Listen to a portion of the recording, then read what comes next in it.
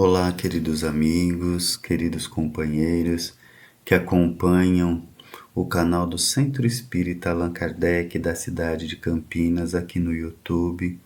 Sejam todos muito bem-vindos.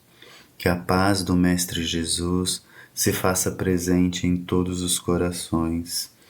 Este é um momento de encontro com o Evangelho, onde nós fazemos uma pequena preleção a respeito de um tema referente aos ensinos de Jesus. E hoje nós vamos abordar uma parte do capítulo 7 do Evangelho segundo o Espiritismo, que tem por título Bem-aventurados os que são pobres em espírito, em algumas versões, ou bem-aventurados os que são pobres de espíritos, e em umas versões mais modernas, bem-aventurados os humildes. E nós falaremos dos itens de 1 a 6 e também um pouquinho sobre o item 11. Mas antes de nós iniciarmos a nossa conversa sobre o Evangelho, vamos fazer uma oração, porque essa oração vai nos aproximar ainda mais de Deus, de Jesus, da espiritualidade amiga, nos fortalecendo e nos preparando para esta conversa, para este encontro.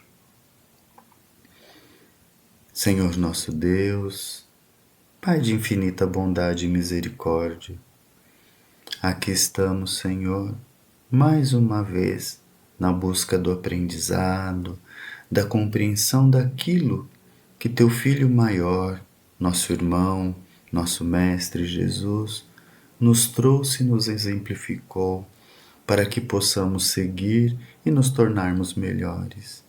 Te rogamos, Pai, o Teu auxílio, a Tua presença representada por esses amigos bondosos da espiritualidade, para que tenhamos condições de aproveitar o máximo do aprendizado e assim colocarmos em prática nos nossos dias, nas nossas atividades. Seja conosco, Senhor, neste momento que aqui estamos e sempre em nossas vidas.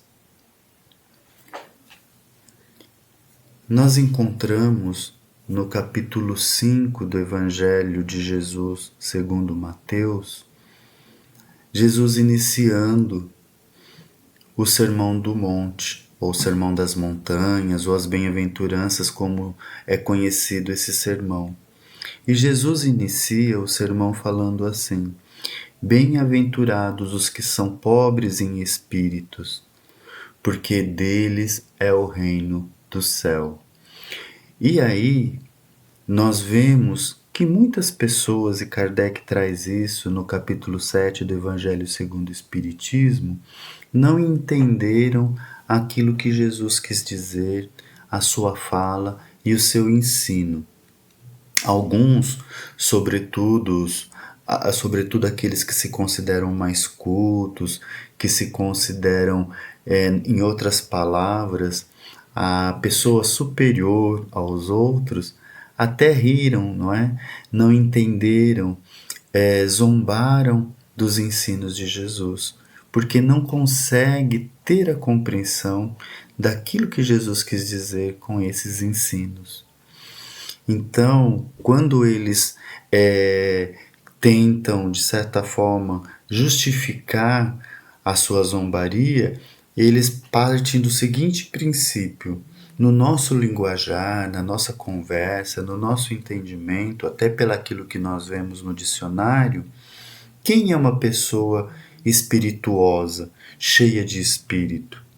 É uma pessoa culta, uma pessoa alegre, que faz os outros rir, é uma pessoa que acolhe, né? É uma pessoa que tem postura, posição. Então, o pobre em espírito, ou o pobre de espírito, seria o contrário disso. Aquela pessoa que não tem graça, no linguajar mais vulgar, que não tem eira nem beira. Então, nesse entendimento, como Jesus vai dizer que esses que não têm eira nem beira são os mais felizes? Então eles não conseguem ter essa compreensão e zombam da fala de Jesus. Acontece que quando Jesus disse essa frase, esta colocação, Jesus estava se referindo àqueles que são humildes. Em que sentido? Vejam, quem é pobre em espírito do ponto de vista da elevação espiritual? Todos aqueles espíritos que ainda não galgaram o conhecimento necessário para estar num patamar superior. Por um olhar, por uma forma de dizer, todos nós somos pobres em espírito. Mas ao olhar de Jesus, esse pobre de espírito, esse espírito pobre que ainda não se desenvolveu, que ainda precisa conhecer e trabalhar, experienciar muitas coisas para se elevar, esse pobre de espírito, ele precisa se reconhecer nessa posição, entender que ainda falta muito para o seu aprendizado, para o seu entendimento, para o seu conhecimento, e que necessita de estar amparado pelo Pai, para que possa então firme dar passos rumo ao seu progresso, ao seu entendimento. Quando a pessoa se posiciona assim, se reconhece naquilo que compreende, naquilo que sabe e entende as suas necessidades, entende que precisa caminhar para poder estar melhor, essa pessoa se põe humilde perante Deus, porque sabe que necessita de Deus, sabe que necessita da espiritualidade para poder então aprender, avançar e assim se tornar melhor. Alguns estudiosos dizem que na tradução real do que Jesus quis dizer lá em aramaico, também poderia se ter a noção de que aquele que se curva à vontade do vento, ou seja, aquele que se posiciona, se aceita ser levado, ser conduzido pelo Pai. Então é uma analogia aqui até bonita e interessante para a gente entender. Então, o pobre de espírito, ou pobre em espírito, é aquele que se põe humilde, se compreende no seu conhecimento e se deixa levar pelo Pai. Muitos, não é? Não conseguem entender. Então, as pessoas que de cultura, né? Que busca esse conhecimento material, mas não busca elevação espiritual, não consegue aceitar. E até muitas vezes, porque aceitar Deus, aceitar uma divindade que cuida, que olha, que ensina, é se pôr inferior, não é? E aí o que está falando mais alto? O orgulho está falando mais alto, né? A pessoa também tem ali o egoísmo, porque ela não quer que tenha alguém que possa ser melhor, incluindo Deus. E quando consegue aceitar Deus, que fala, não, existe um Deus, mesmo assim tenta de alguma forma se impor na sua posição, como assim, eu posso fazer isso, eu posso fazer aquilo. Sim, existe Deus, mas eu não dependo de Deus para fazer isso. Né? Então, a pessoa ela até blasfema, porque ela se põe, se acha melhor, se acha em melhor condições e não quer então aceitar essa divindade, não consegue se pôr na condição de humilde perante o Pai. E aí a gente pensa em nós todos, né? Será que a gente está conseguindo se colocar humilde? Será que nós somos esses pobres de espíritos que que Jesus diz no seu sermão que deles é o reino dos céus? Ou seja, será que nós temos essa possibilidade de herdar esse reino? Sim, à medida que nos transformarmos. Enquanto mantermos em nós o orgulho, o egoísmo, a vaidade, todos esses vícios, nós ainda estaremos patinando no sofrimento, na dor, enlamados pelos nossos vícios, pelas nossas más posturas. Em resumo, estaremos no sofrimento, não é?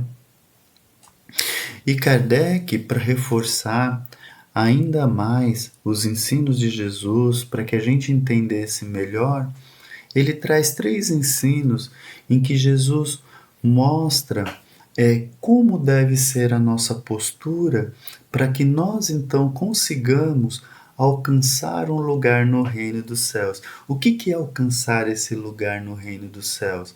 Nós entendemos que o reino de Deus é um estado de consciência, de elevação, não um estado físico, não é?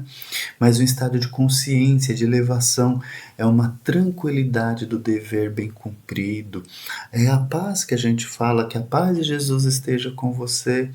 Então, quando a gente deseja essa paz, a gente deseja que essa pessoa tenha um encontro com o reino de Deus, ou seja, que essa pessoa ela consiga estar bem, cumprindo o seu papel, fazendo tudo aquilo pelo motivo que foi criado por Deus, que é se elevar, galgando degraus em degraus no aprendizado, na elevação, buscando a perfeição relativa, né? Porque perfeito só é Deus nas nossas palavras, e ajudando o outro nessa caminhada.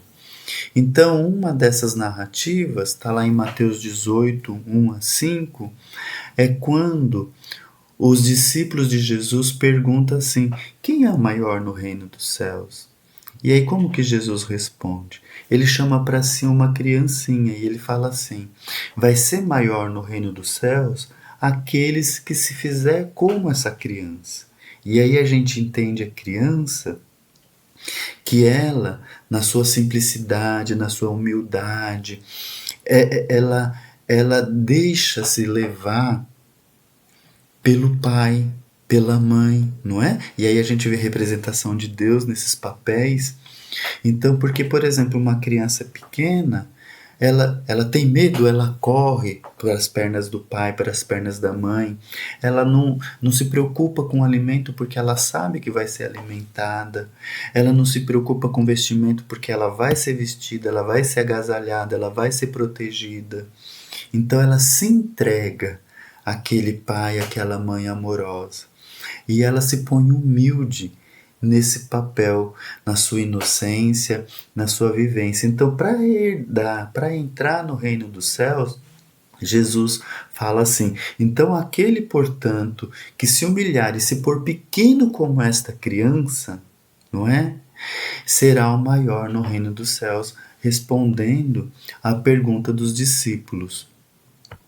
E depois, numa outra narrativa, que nós encontramos também em Mateus no capítulo 20, nos versículos de 20 a 28, narra que a mãe dos filhos de Zebedeu, Tiago maior e João o evangelista, né, os 2 filhos de Zebedeu, chega até Jesus e fala assim: mandas que os meus 2 filhos tenham assento, um à tua direita e a outra à tua esquerda no teu reino.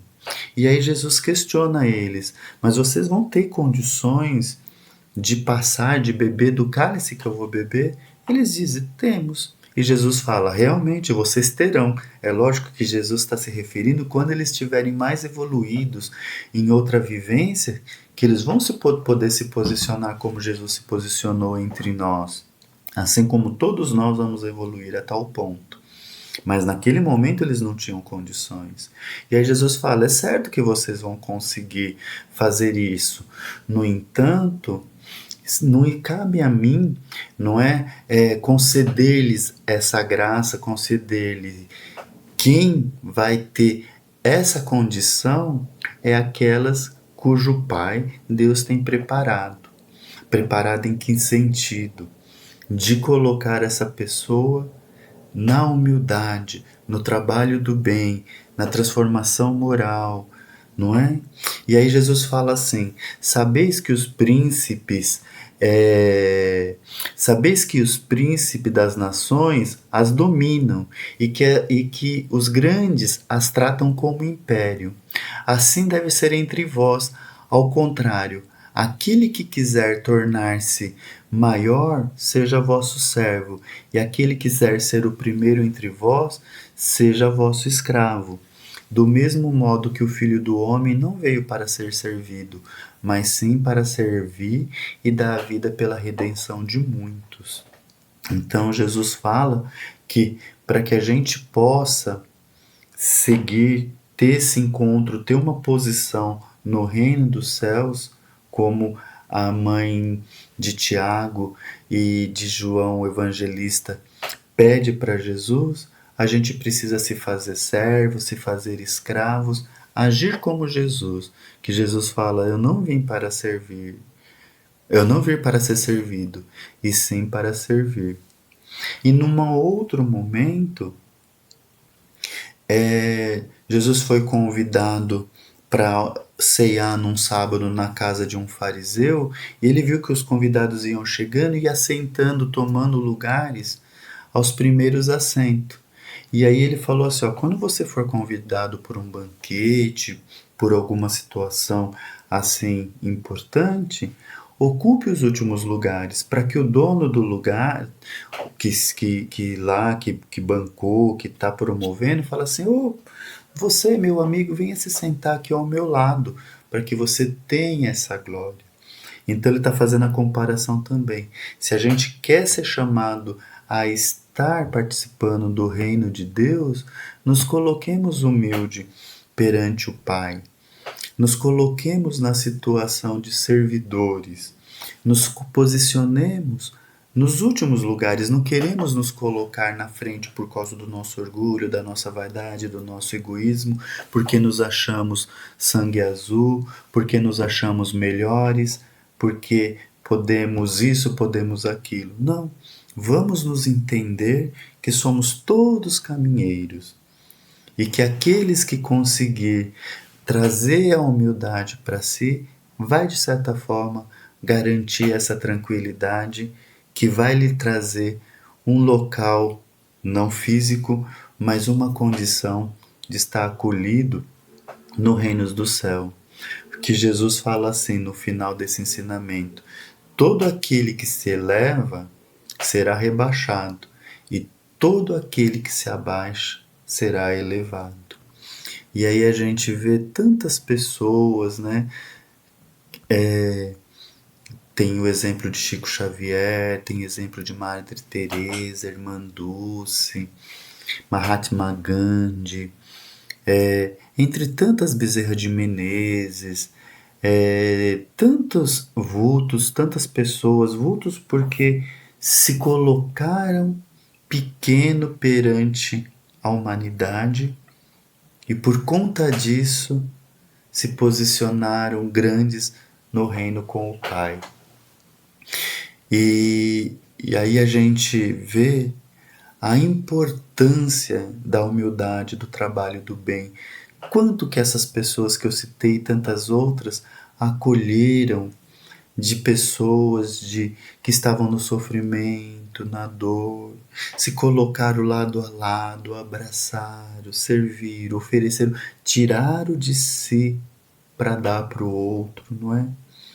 Então, é certo que a gente pode pensar assim, ah, mas eles já eram mais elevados, eles já tinham isso, já tinham aquilo, tudo bem. Mas para nós chegarmos a esse ponto, nós precisamos treinar, não é?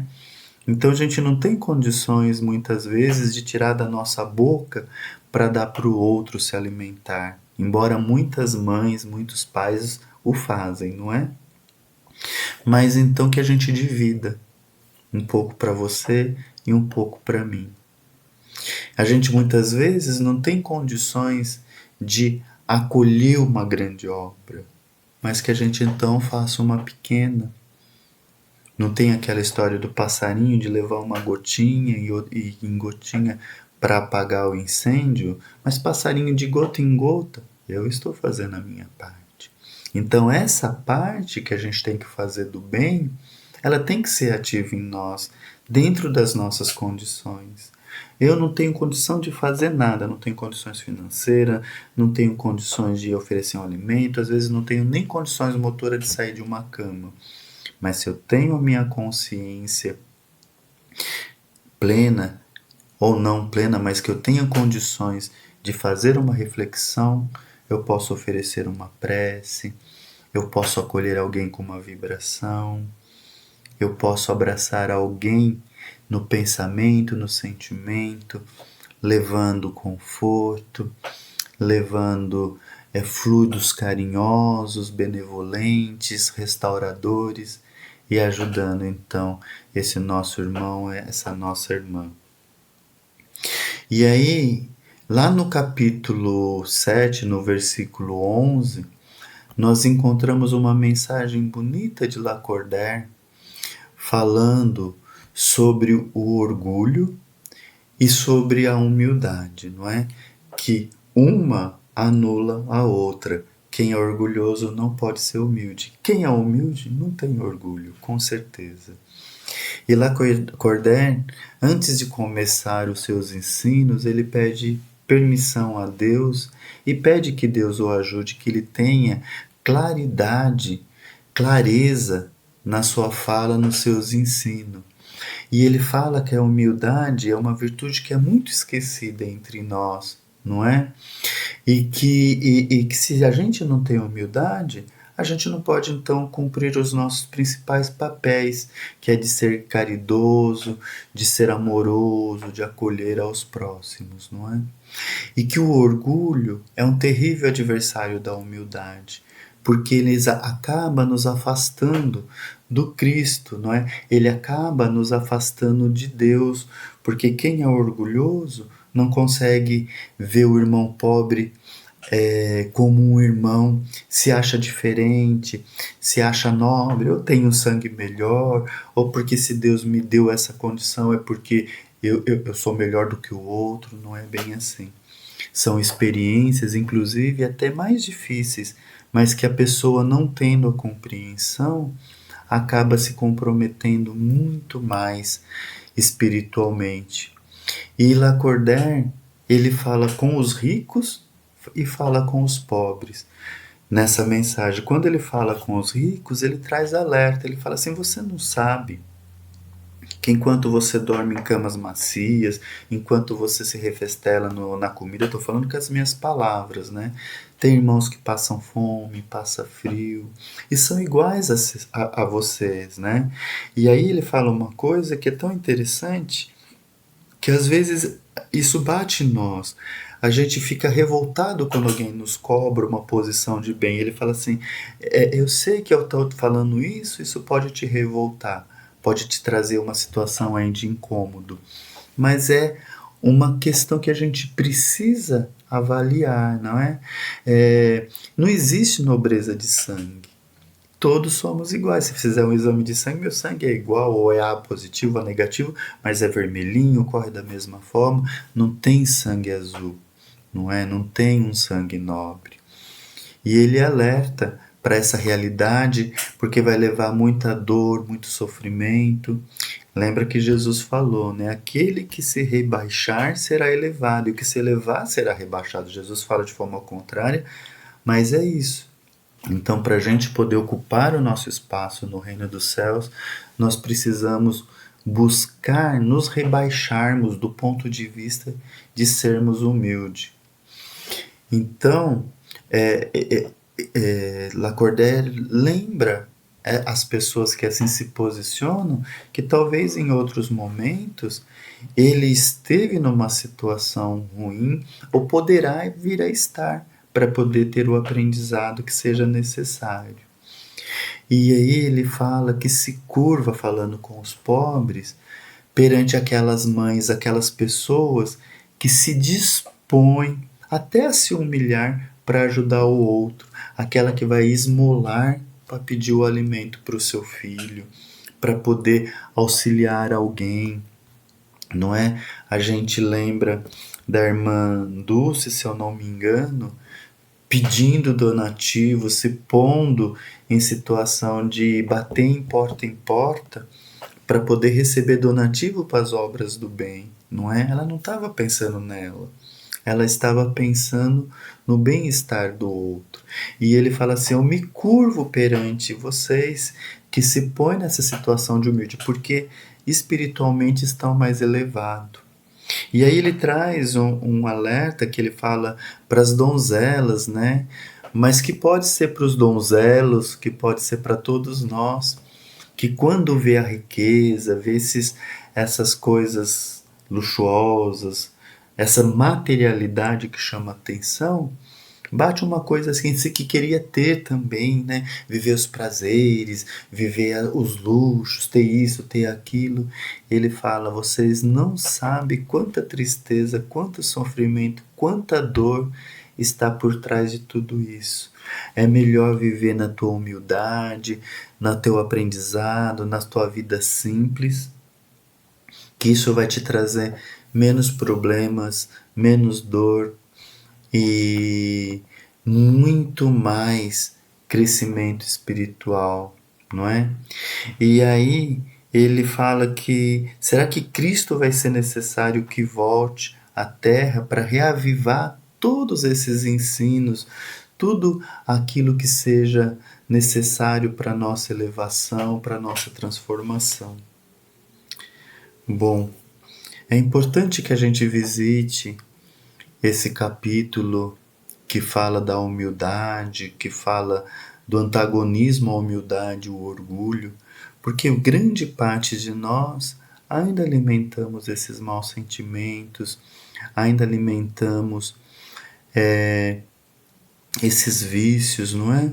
E por conta disso nós sofremos, por conta disso nós acabamos nos prejudicando e muitas vezes prejudicando o outro. Na nossa família, na nossa casa, quantas vezes nós não brigamos por orgulho, por sermos egoístas, por não aceitarmos a posição e a postura do outro, não é? Quando nós estamos numa situação de trabalho, às vezes, olha, a pobreza não é sinônimo de humildade e nem a riqueza é sinônimo de orgulho.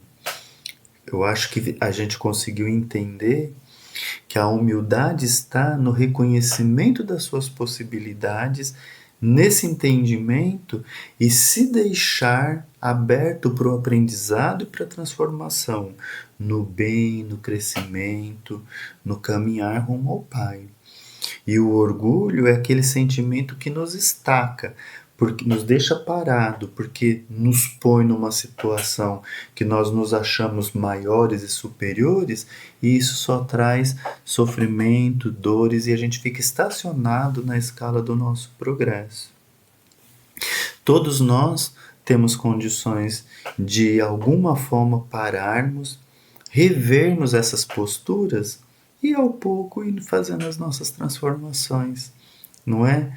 Não vai ser uma coisa que a gente vai mudar do dia para a noite, mas com certeza com um pouquinho do nosso esforço, com um pouquinho de perseverança, como vamos conseguir sermos pessoas melhores, nos posicionar melhor na vida, perante o próximo, perante os nossos familiares e desta forma estarmos também nos posicionando melhores perante Deus e teremos então em nosso coração a certeza que nós também seremos herdeiros do reino dos céus. Aliás, todos somos. O que nos faz distanciar desse estado de consciência é a nossa teimosia nos nossos vícios, nas nossas más tendências. Neste momento, então, vamos elevar os nossos pensamentos a Deus, a Jesus, aos amigos espirituais e vibrar. Primeiro pelo Centro Espírita Allan Kardec, que nos permitiu este encontro.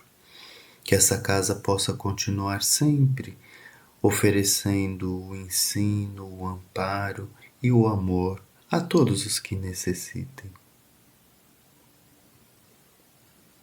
Vamos vibrar também por todos aqueles que estão passando por momentos de dificuldades, de dor, momentos de guerra, momentos de situações difíceis com a natureza, a fome, o desequilíbrio, a dor, a desesperança. Que todos recebam de Deus o bálsamo que consola, que acolhe, que fortalece. Vibremos pelos nossos familiares, para que todos busquem no seu dia a dia, no seu desenvolver, estar próximo a Deus, buscando o bem, buscando a ação que ajuda no desenvolvimento, no crescimento espiritual e na transformação. E por último, vibremos por nós, para que nós também nos sintamos fortalecidos, em condições de caminharmos rumo ao nosso progresso, à nossa perfeição, a esta proximidade com o Pai. Senhor nosso Deus, Pai de misericórdia e bondade, te agradecemos por mais este encontro. Seja sempre conosco, Pai, hoje e sempre.